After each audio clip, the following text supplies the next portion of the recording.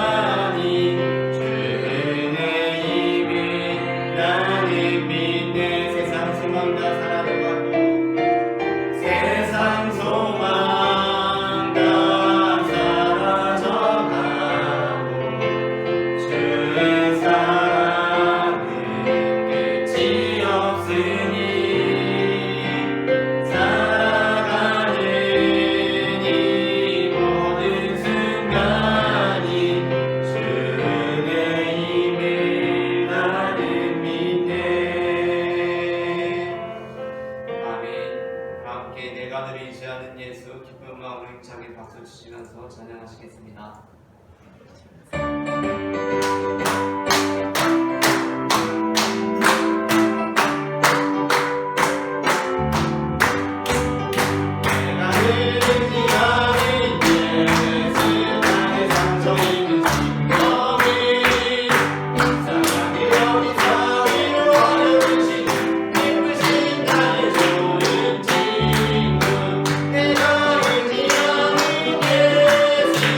나의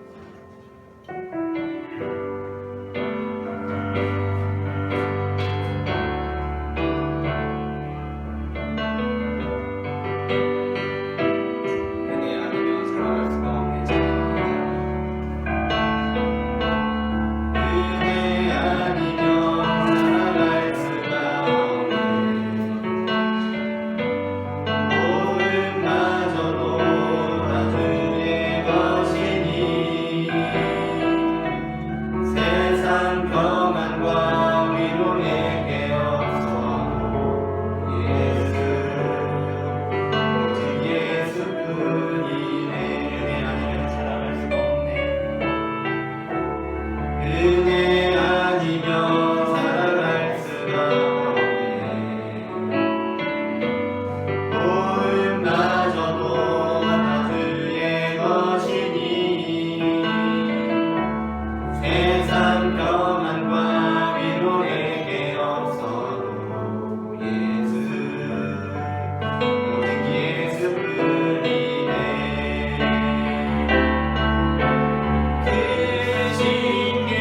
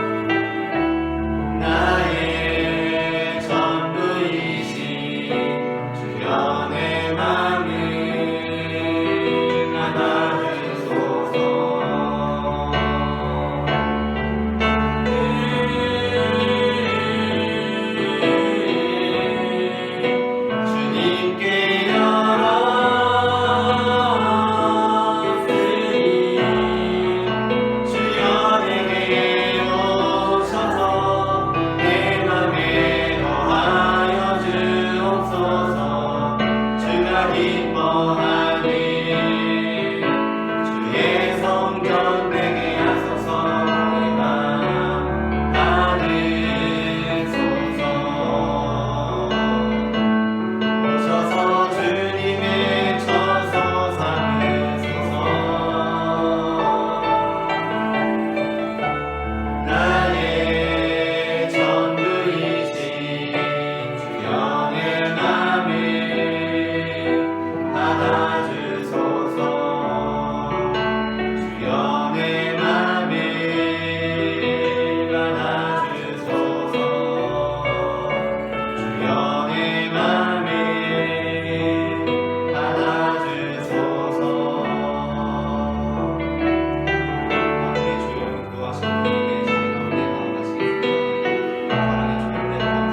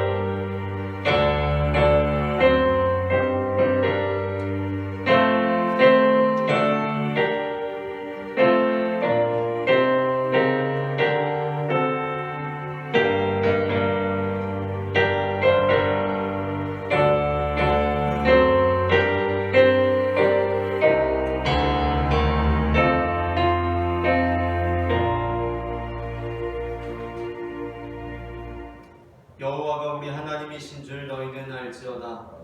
그는 우리를 지으신 이요 우리는 그의 것이니 그의 백성이요 그의 기르시는 양이로다. 감사함으로 그의 문에 들어가며 찬송함으로 그의 궁정에 들어가서 그에게 감사하며 그의 이름을 송축할지어다. 아멘.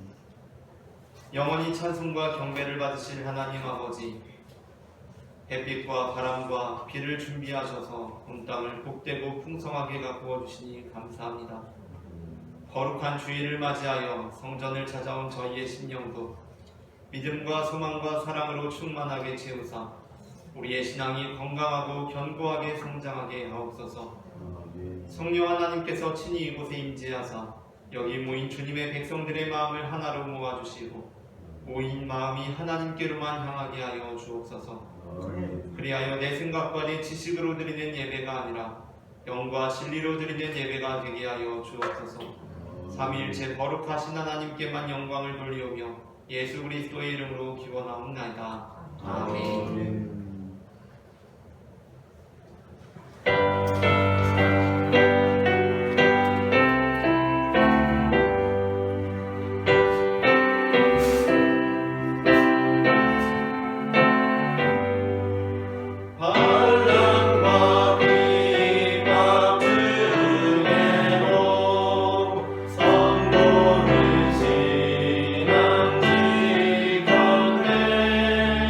이시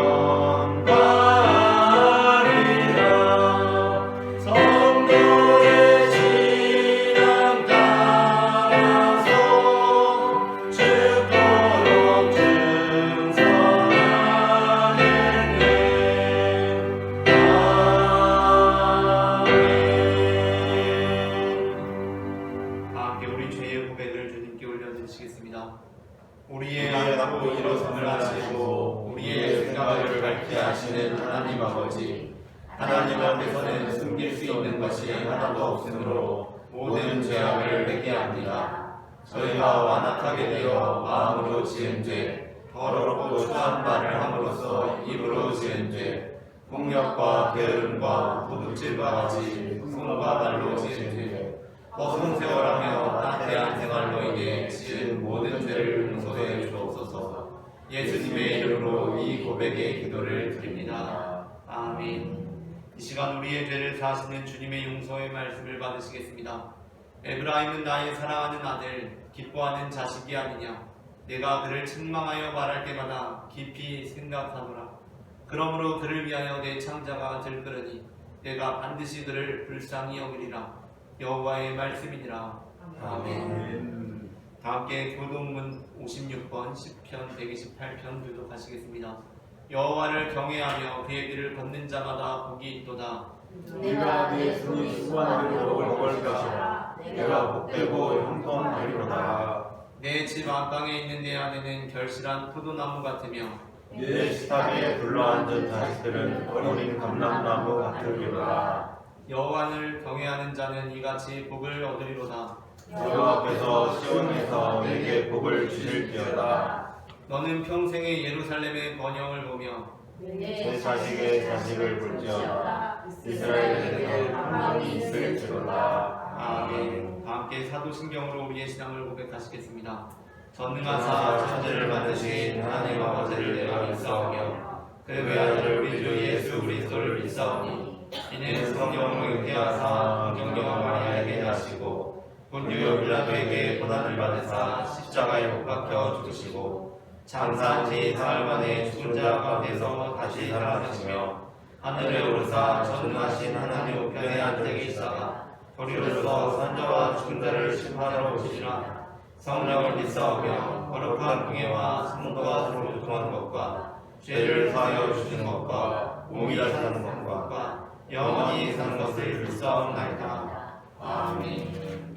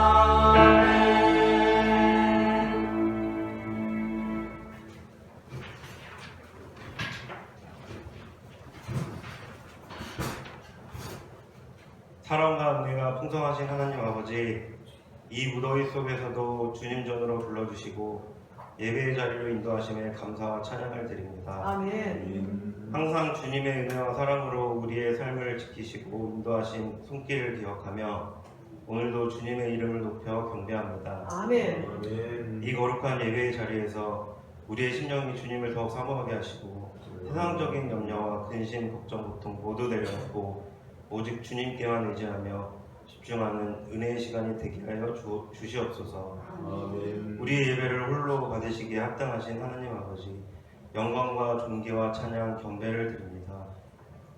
한 주간의 삶을 돌이켜보면 저희는 참으로 부족하고 나약하고 연약한 자들임을 고백합니다. 아버지. 주님의 뜻보다는 내 뜻을 따라 행했고 주님을 의지하기보다는 내 힘으로 살았던 저희들을 용서하여 주옵소서. 아멘. 겉으로는 주님을 믿는다 고백하면서도 마음 깊은 곳에서는 여전히 세상의 유혹에 흔들렸던 저희들의 연약함을 불쌍히 여겨주시고 아멘. 예수 그리스도의 십자가의 은혜로 저희를 다시 회복시켜 주옵소서. 아멘. 이 시간 주님의 몸된 온유교회와 성도님들을 위해 기도합니다.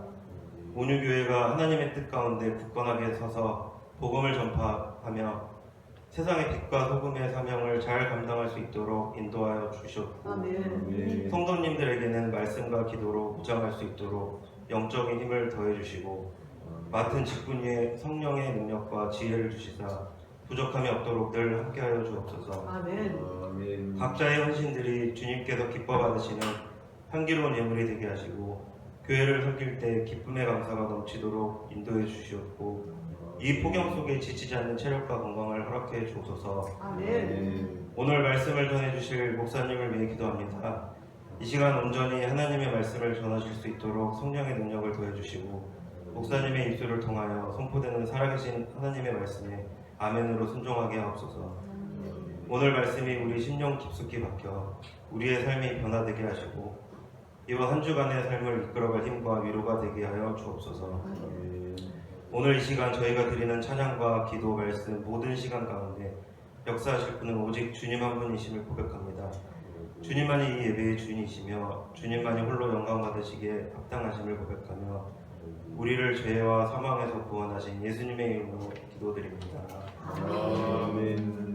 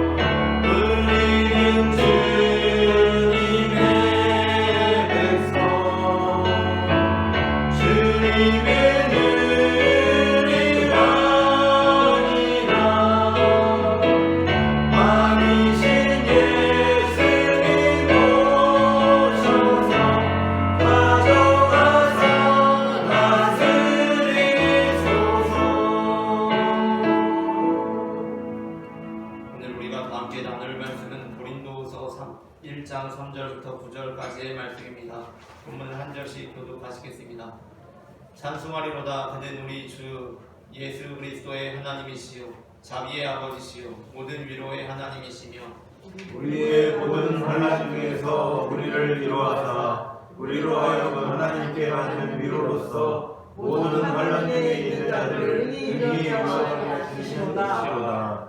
그리스도의 고난이 우리에게 넘친 것 같이 우리가 받는 위로도 그리스도로 말미암아 넘치는도다.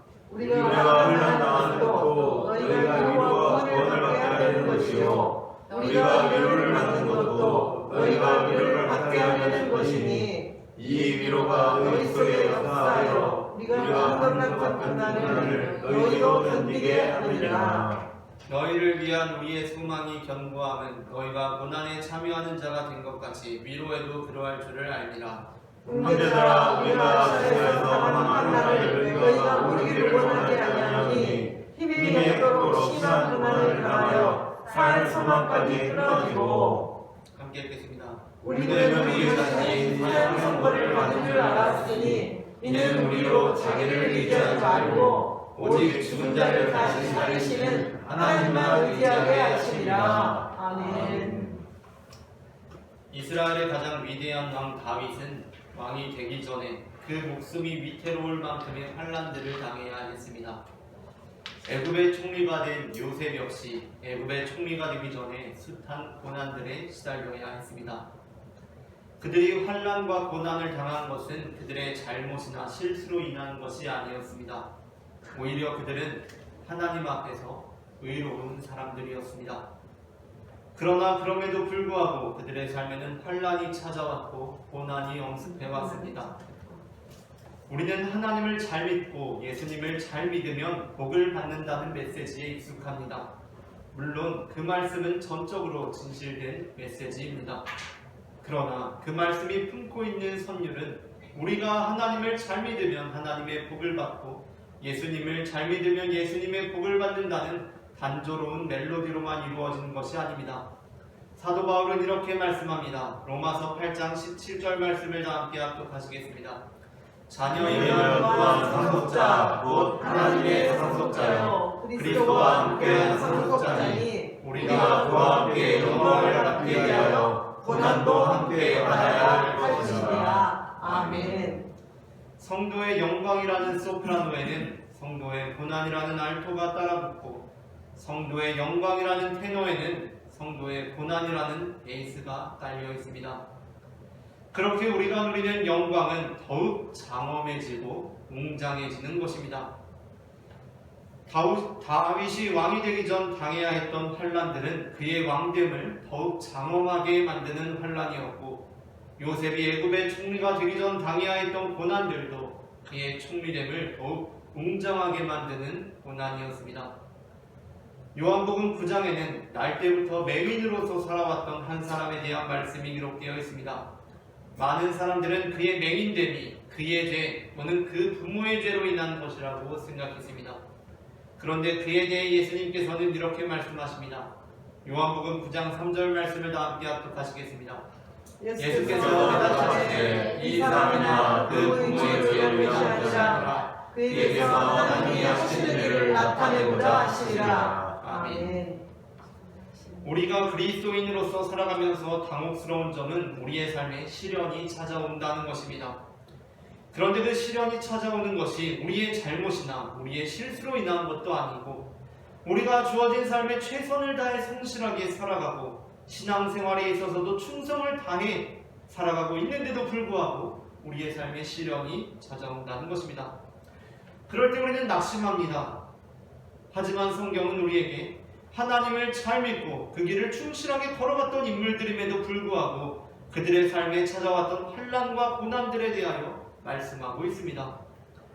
그러므로 우리는 우리가 하나님을 잘 믿고 있음에도 불구하고 우리의 삶에 환난과 고난들이 찾아온다고 해서 낙심해서는 안 됩니다. 오히려 우리는 그러한 상황 속에서 환난으로 인해 넘어진 다윗이 기어갔던 길, 고난으로 인해 쓰러진 요셉이 기어갔던 그 길을 기억해야 합니다.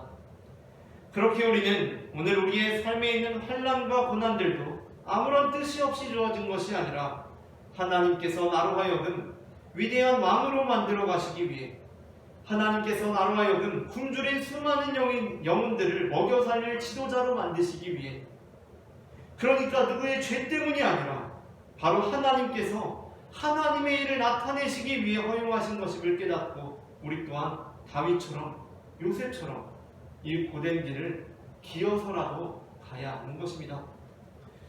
오늘 우리는 우리가 환난당하는 것이라는 제목의 설교를 나눕니다. 제목을 제가 먼저 읽으면 따라 읽는 식으로 두 번 읽어보겠습니다. 우리가 환난당하는 것, 우리가 환난당하는 것, 우리가 환난당하는 것, 우리가 환난당하는 것. 전해지는 말씀을 통하여서 우리가 환난당하는 목적이 무엇인지 알게 되고, 환난 가운데에서도 낙심치 않고 주님만을 바라보므로 주님께서 우리의 환난을 통해 이루시고자 하시는 목적을 성취하는 성도가 되기를 소망합니다. 아멘.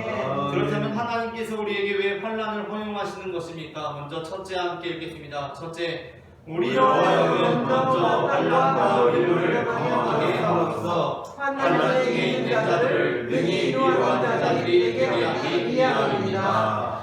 고린도후서 1장 3절부터 4절 말씀을 다 함께 합독하시겠습니다. 찬송하리로다. 그는 우리 주 예수 그리스도의 하나님이시요 자비의 아버지시요 모든 위로의 하나님이시며 우리의 모든 환난 중에서 우리를 위로하사 우리로 하여금 하나님께 받는 위로로서 모든 환난 중에 있는 자들을 능히 위로하게 하시는 이시로다. 아멘. 우리가 믿는 하나님께서는 어떠한 하나님이십니까? 하나님께서는 위로의 하나님이십니다. 하나님께서는 우리가 환난 중에 있을 때에 우리를 위로하시는 분이십니다. 그렇게 하나님께서는 우리로 하여금 모든 환난 중에 있는 자들을 위로하게 하십니다. 물론 여기서 우리가 환난 당하는 자들을 위로할 수 있기 위해 굳이 우리가 먼저 환난을 당할 필요까지 있느냐고 되묻는 사람들이 있을 수 있습니다. 그러니까 그냥 위로해 줄 수도 있을 것 같은데 우리가 굳이 그들을 위로하기 위해 먼저 고난당할 필요까지 있느냐는 것입니다. 우리는 내가 환난을 당하지 않았더라도 환난당한 사람을 충분히 위로할 수 있을 것이라고 생각합니다. 내가 실패하지 않았어도 나는 실패한 친구에게 위로의 한마디를 건넬 수 있습니다. 그것이 비록 나는 실패하지 않았지만, 나는 성공했지만 나만 성공했다고 좋아하는 것이 아니라 내가 성공했을 때 한쪽에서 실패의 눈물을 흘리고 있는 친구를 생각해서 그를 위로해주는 성숙한 사람의 모습이라고 할 수 있습니다. 하지만 세상에는 그 환난의 정도에 따라 만일 내가 그와 동일한 환난을 겪어보지 못했다면 차마 말이나 다른 어떤 위로의 표현으로도 도저히 위로가 안 되는 환난들도 있습니다. 초대교회 사도들과 성도들은 순전히 하나님의 지적인 계시를 통해 성자 하나님 예수 그리스도와 대속의 교리를 영적인 지식으로서 깨닫게 되지 않았습니다. 그러니까 무슨 계시를 받듯이, 지적인 계시를 받듯이 초대교회 사도들과 성도들이 성자 예수 그리스도 그리고 그 교리를, 대속의 교리를 깨닫게 되지 않았다는 것입니다. 만일 그랬다면 초대교회 사도들과 성도들은 하나님의 지적인 계시를 통해 알게 된 성자 예수 그리스도도 하나님이시며 그분을 통해 우리의 죄가 속함받았다는 영적인 지식을 전하다가 당하게 된 큰 환난과 핍박을 견뎌내기가 몹시 어려웠을 것입니다. 하나님께서는 초대교회가 예수 그리스도의 복음을 전하다가 당하게 될 환난에 대해서 아셨습니다. 그것은 지적인 계시를 통해 받았다고 하더라도 동일하게 임할 핍박과 환난이었습니다. 그래서 하나님께서 택하신 방법은 무엇입니까? 하나님께서는 그저 그러한 순전히 영적인 지식으로 그들에게 계시해 주셔서 2000년 전 팔레스타인에 살고 있던 어떤 사람들에게 영적 지식을 획득하게 하신 것이 아니라 하나님께서 전인격적인 육화를 통해 인간이 되셔서 사도들과 교회가 당해야 할 환난을 먼저 당하신 것이었습니다. 하나님께서는 초대교회 사도들과 성도들에게 하나님의 계시를 통해 성자 하나님 예수 그리스도와 대속의 교리를 영적인 지식으로서 깨닫게 하지 않으시고 친히 인간의 몸을 입고 오셔서 그들이 당할 환난과 고난을 먼저 당하셨습니다. 그러므로 우리가 환난 중에 있을 때, 고난 중에 있을 때 예수 그리스도를 통해 위로를 얻을 수가 있는 것입니다. 히브리서 4장 14절부터 15절 말씀을 다 함께 합독하시겠습니다.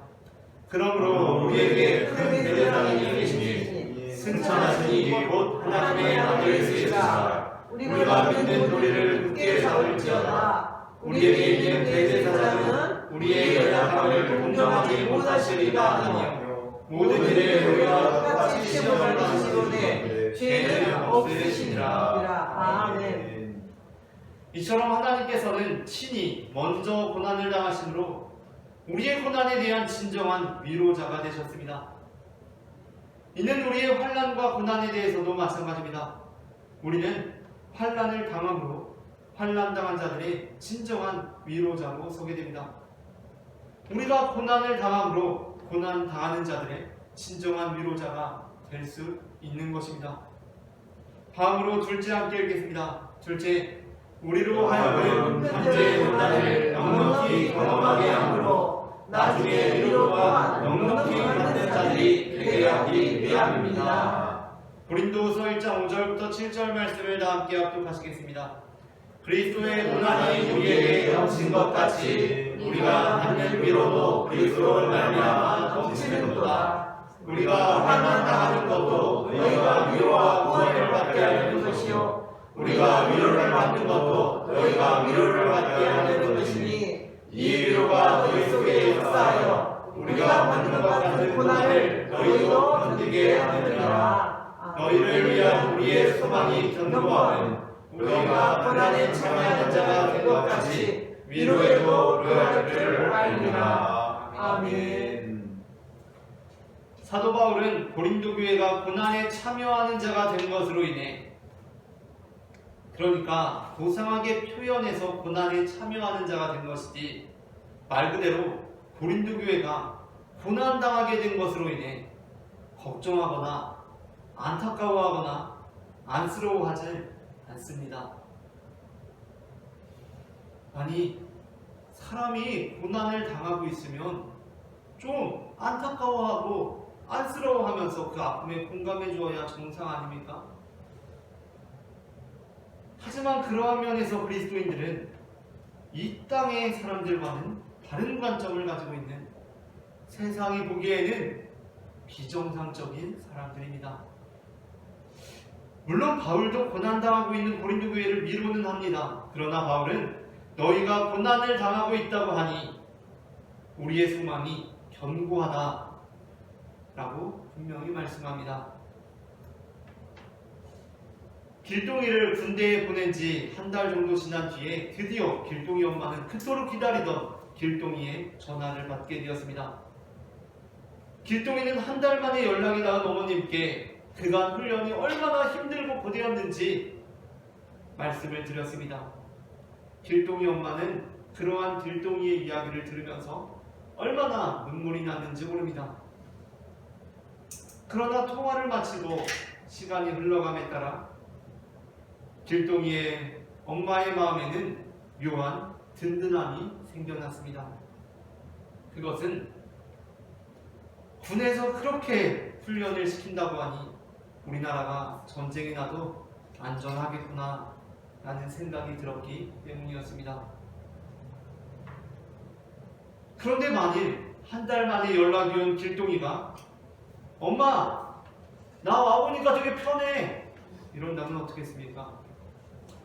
그냥 훈련 힘들다고 하니까 다 빼줘. 나 화생방도 안 하고 행군도 안 하고 아무것도 안 했어. 총도 안 쐈어. 나 무섭다고 안 하겠다고 해서 수류탄도 나 안 던졌어. 안 하는 사람 다 빼주니까 한 대여섯 명밖에 안 던지던데? 이렇게 말한다면 당장 길동이 엄마의 마음은 편할지도 모르겠습니다. 아이고 내 새끼 그래 편하게 있구나. 다행이다. 걱정했는데 할지 모르겠습니다. 그러나 시간이 지나면서 조금 기분이 이상하지 않겠습니까? 아니 무슨 사나이로 태어났다고 이 땅에 위대한 사명을 부름받고 군대로 데려가더니 그렇게 눕혀만 놓으면 그게 군대인가 싶지 않겠습니까? 이러다가 전쟁이라도 나면 진짜 그냥 나겠구나 라는 생각이 들지 않겠습니까? 혹시 불안해지지 않겠습니까? 이 나라가 어떻게 되려고 그러냐 라는 생각이 들지 않겠습니까? 바울은 너희가 고난을 당하고 있다고 하니까 내가 참 든든하다 라고 합니다. 그렇다면 바울은 왜 고난당하고 있는 고린도 교회를 보면서 든든해하고 있는 것입니까? 제정신 아닌 것 아닙니까? 비정상인 것 아닙니까? 그 이유는 그들이 제대로 훈련을 하고 있는 것을 보니 나중에 영광스러운 승리를 할 것이 불보듯 뻔하게 보이기 때문입니다. 힘들게 고되게 훈련을 하고 있다는 것을 보니 전쟁이 나도 이기겠구나. 사내답게 싸우겠구나. 이 나라를 위해서 그 목숨 부끄럽지 않게 던지겠구나 라는 마음에 든든해지는 것입니다. 그렇게 그들이 고난에 참여하는 자들이 된 것 같이 위로에도 참여하는 자들이 될 것이기 때문입니다.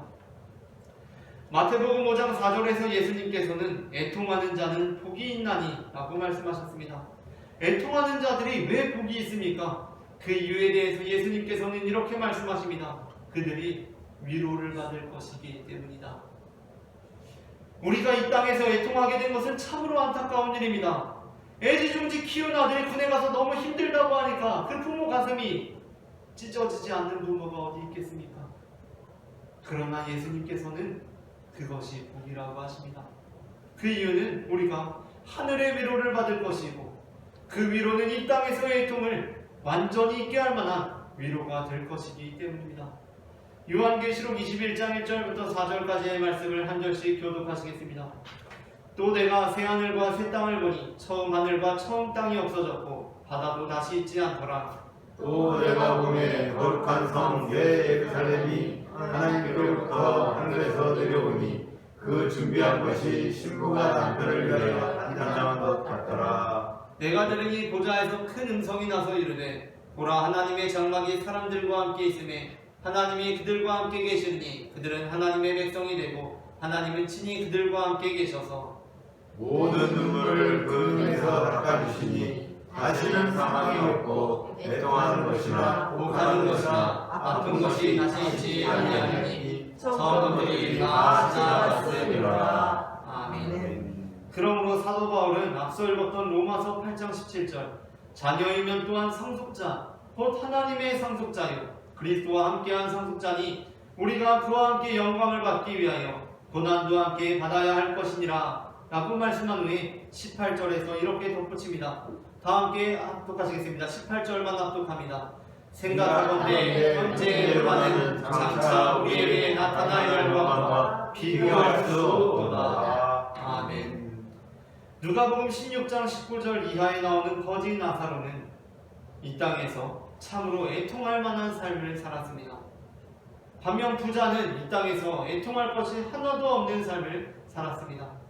그러나 그들의 나중은 어떻습니까? 거지 나사로는 아브라함의 품에서 위로를 얻게 되고 부자는 음부에서 고통 중에 괴로움을 갖게 됩니다. 누가복음 16장 25절 말씀을 다 함께 합독하시겠습니다. 아브라함이 이르되 너는 살았을 때에 좋은 것을 받았고 나사로는 고난을 받았으니 이것을 기억하라. 이제 그는 여기서 위로를 받고 너는 괴로움을 받느니라. 아멘. 군 생활할 때에 항상 편안하게 쉬고 훈련 다 빠지고 수류탄도 안 던지고 총 한 번 안 쏴본 친구는 막상 전투가 나면 하나하나가 너무 고통스럽지 않겠습니까? 그러나 군 생활을 충실히 하고 모든 훈련에 동참한 사람은 그 군인은 군에서 웬만하게 힘든 것이 찾아오더라도 별로 힘들지 않을 것입니다. 왜냐하면 다 기본으로 하는 것이기 때문입니다. 그러므로 우리가 어찌 이 땅에서의 고난으로 인해 심란해할 수 있겠습니까? 고난을 당할수록 마음이 든든해지고 소망이 견고해지는 것입니다. 매일매일 훈련하는 군인은 당장 힘든 것이 사실이지만 그 마음은 날마다 든든해집니다. 군복을 입고 있는 나, 바로 나라는 존재에 대해 나 스스로가 마음이 든든해지는 것입니다. 반면 매일 놀고 먹는 군인은 당장은 편할지 모르나 그 마음은 날마다 불안해집니다. 즉 내가 나라는 존재가 이 나라의 군인이라는 것이 그 자체가 나 스스로 몹시 불안하고 믿을 수가 없는 것입니다. 그렇게 사도 바울은 고린도서 4장 10절부터 11절 그리고 16절부터 18절에서 이렇게 말씀합니다. 다 함께 한 절씩 교독하시겠습니다. 우리가 항상 예수의 죽음을 몸에 짊어짐은 예수의 생명이 또한 우리 몸에 나타나게 하려 함이라. 우리 살아있는 자가 항상 예수를 위하여 죽음에 넘겨짐은 예수의 생명 또한 우리 죽은 육체에 나타나야 합니다. 그러므로 우리가 낙심하지 않으니 우리의 겉사람은 낡아지나 우리의 속사람은 날로 새로워지도다. 우리가 천지라는 하나님의 것이 지극히고 영원한 영원의 주권에서 우리에게 이르리라. 함께 읽겠습니다. 우리가 소망하는 것은 보이는 것이 아니요 보이지 않는 것이니 보이는 것은 잠깐이요 보이지 않는 것은 영원하니라. 아멘. 마지막으로 셋째 함께 읽겠습니다. 셋째, 우리로 하여금 큰 고난을 통과함을 통해 그 고난보다 더 크신 하나님을 기억하게 하기 위함입니다. 고린도서 1장 8절부터 9절 말씀을 다 함께 합독하시겠습니다. 형제들아, 우리가 아시아에서 당한 환난을 너희가 모르기를 원하지 아니하노니 힘에 겹도록 심한 고난을 당하여 살 수만까지 끊어지고 우리는 우리 자신이 세상의 선고를 받은 줄 알았으니 이는 우리로 자기를 의지하지 말고 오직 죽은 자를 다시 살리시는 하나님만 의지하게 하심이라. 아멘. 저보다 먼저 군에 다녀오신 분들에게는 조금 부끄러운 이야기지만 저는 20여 년 전에 군대를 갔다 오고 나서 지금 20년이 지난 후에 군 생활을 하고 있는 군인들이 힘들다, 어렵다라는 이야기를 하고 있는 것을 보고 있으면 물론 그들에게 나라를 지켜주는 고마움이 있지만 한편으로는 걱정이 되기도 합니다. 훈련을 저렇게 해서 요즘 군에서는 뭐 핸드폰도 쓰고 다 쓴다는데 야 이게 될까라는 생각이 드는 것이 사실입니다. 그 정도로 힘들다고 그 정도로 고통스럽다고 저러고 있으면 우리나라가 어떻게 될까라는 생각이 들기도 합니다.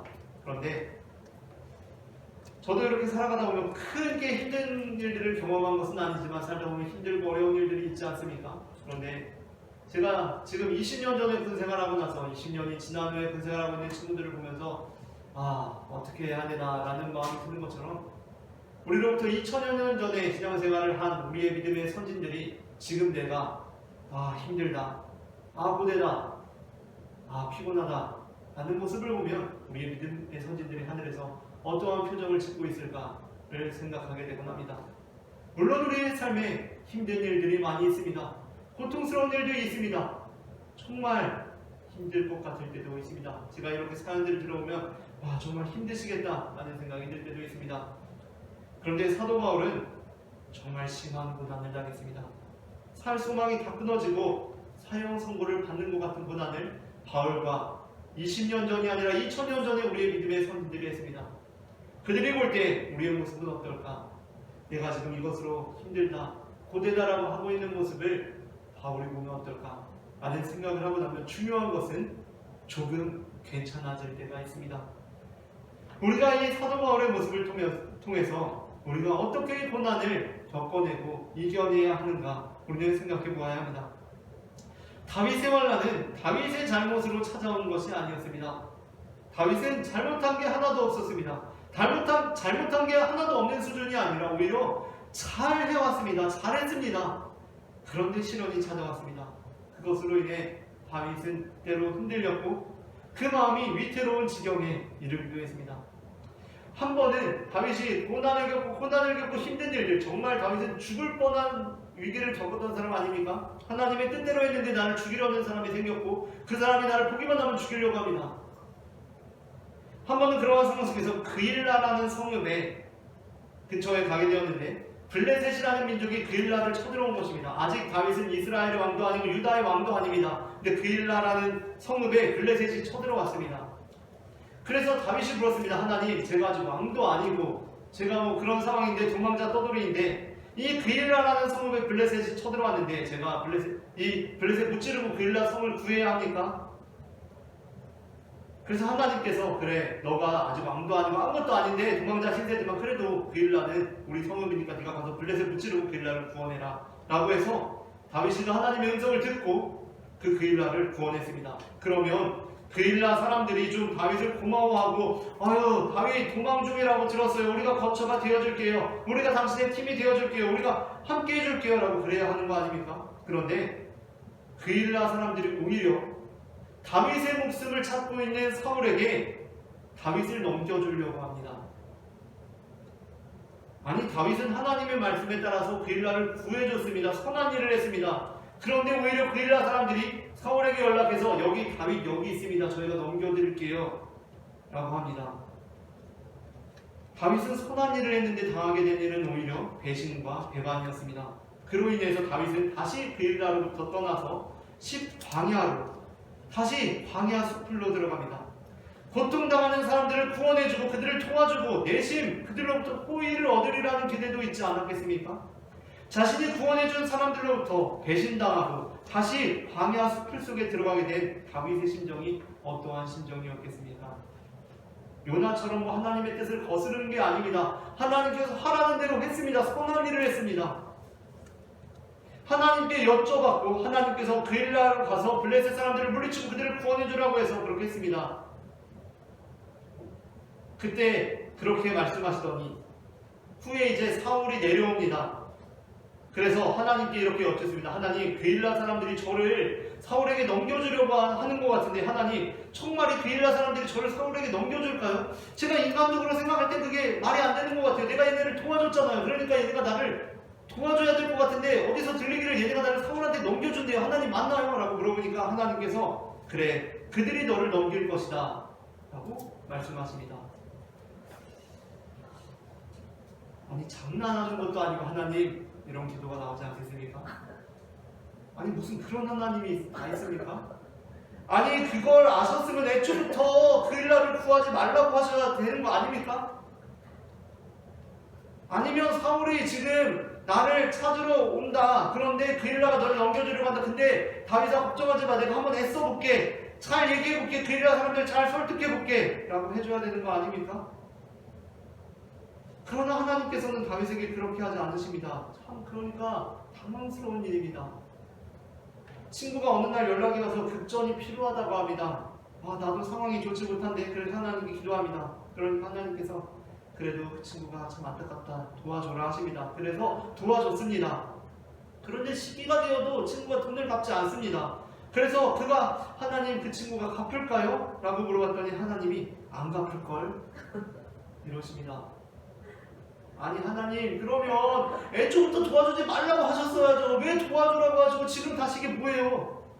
좀 하나님 지금이라도 내가 미안하다, 잘 설득해 볼게 라고 정도는 말씀해 주셔야죠. 이게 뭐예요? 라는 말이 나오지 않겠습니까?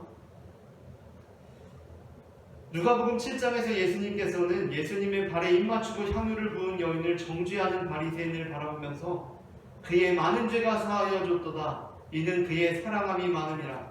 사함을 받은 일이 적은 자는 적게 사랑하느니라 라고 말씀하셨습니다. 이는 환난에 대해서도 마찬가지입니다.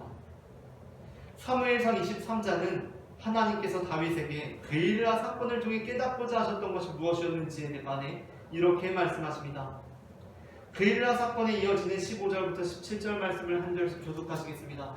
다윗이 사울이 자기의 생명을 빼앗으려고 나온 것을 보았으므로 그가 십광야 수풀에 있었더니 사울의 아들 요나단이 일어나 숯불에 들어가서 다윗에게 이르러 그에게 하나님을 힘있게 이야기하려 하는데 읽겠습니다. 곧 요나단이 그에게 이르기를 두려워하지 말라. 내 아버지 사울의 손이 내게 미치지 못할 것이요 너는 이스라엘 왕이 되고 나는 내 다음이 될 것을 내 아버지 사울로 안다.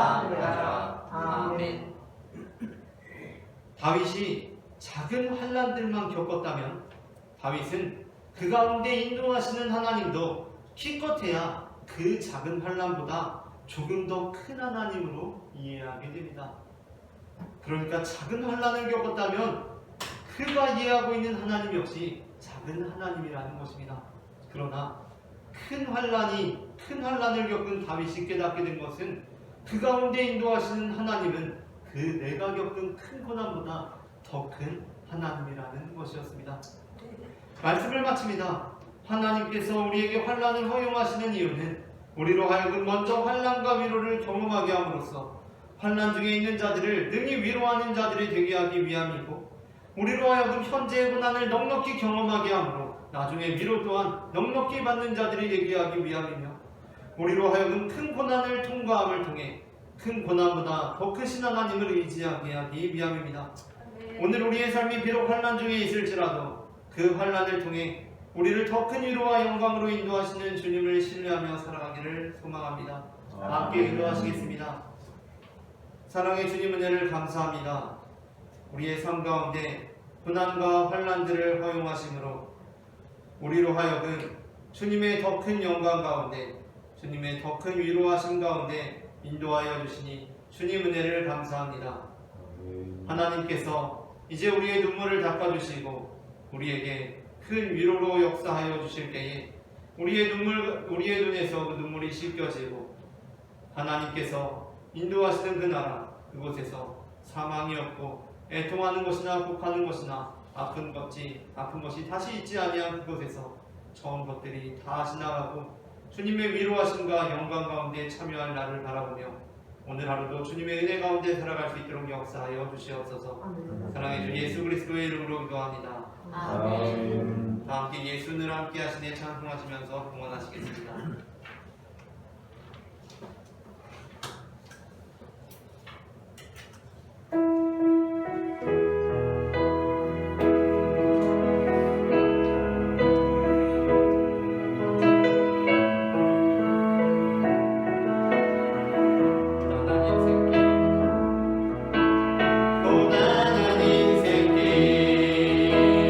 힘겨운 오늘도 예수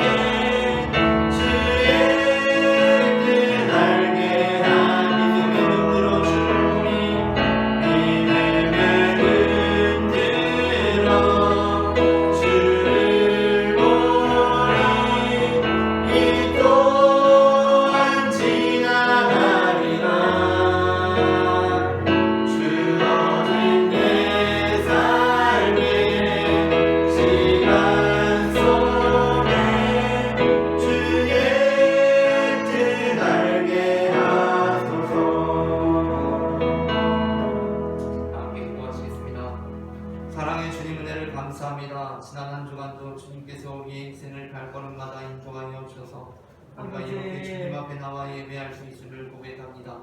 시작되는 한 주간도 모두 주님께 맡겨드리오며 시작하오니 주님께서 우리의 삶 가운데 동행하여 주심으로 주님께서 베푸시는 기쁜 눈으로 살아갈 수 있도록 도와주시옵소서. 아멘. 이 시간에도 주님 앞에 거룩한 예물 드린 손길을 기억하여 주시고 주님께서 베풀어 주시는 한량없는 은혜와 축복이 우리의 잔에 차고도 넘쳐 우리의 가족들에게, 이웃들에게, 동료들에게, 친구들에게까지 흘러갈 수 있도록 역사하여 주시옵소서. 사랑하는 예수 그리스도의 이름으로 기도합니다. 아멘. 이 시간에는 우리에게 생명을 주시는 주님의 몸과 피를 받으시겠습니다.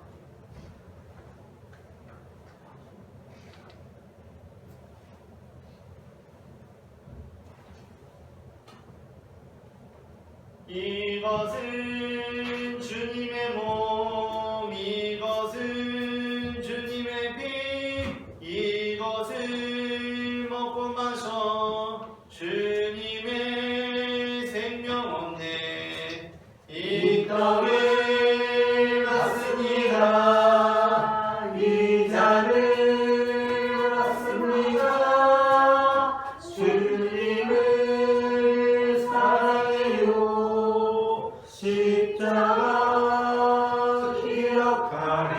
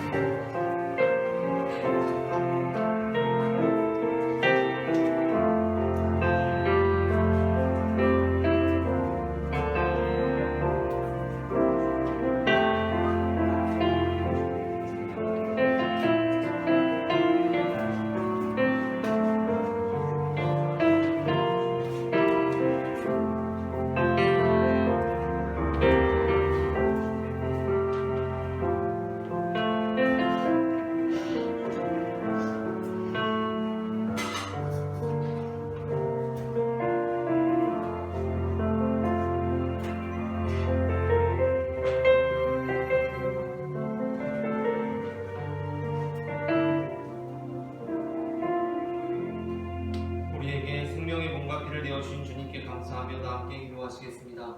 우리를 위해 생명을 주시는 하나님 아버지, 이 거룩한 신비에 감사드리오며 성령의 능력 안에서 사람이 되어 하나님과 이 땅에 이르기까지 그리스도의 증인으로 살게 하여 주옵소서. 우리 주 예수 그리스도의 이름으로 기도합니다. 아멘. 다 함께 평화의 인사 나누시겠습니다. 주님의 평화가 함께 하시기를 바랍니다. 주님의 평화가 함께하시기를 바랍니다.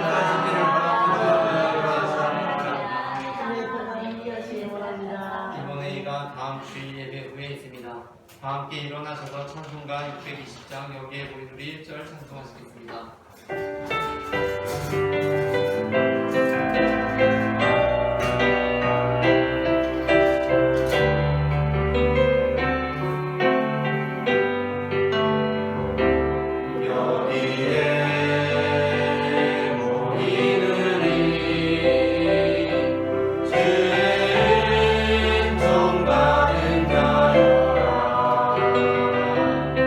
주께서 이 자리에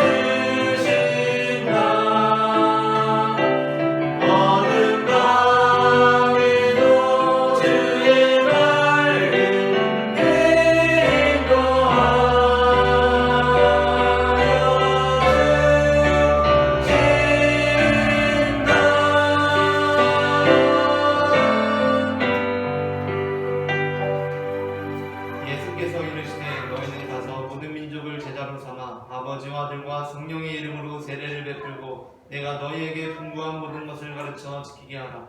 볼지어다 내가 세상 끝날까지 너희와 항상 함께 있으리라. 아멘. 이제는 우리 주 예수 그리스도의 은혜와 하나님 아버지의 사랑과 성령님의 인도하심이 환난 중에도 고난 중에도 우리를 위로하시고 우리를 영광의 자리 가운데 초대하는 주님을 바라보며 살아가기를 소망하는 모든 성도들의 삶 가운데 지금부터 영원토록 함께 하시기를 간절히 축원하옵나이다. 아멘. 아멘.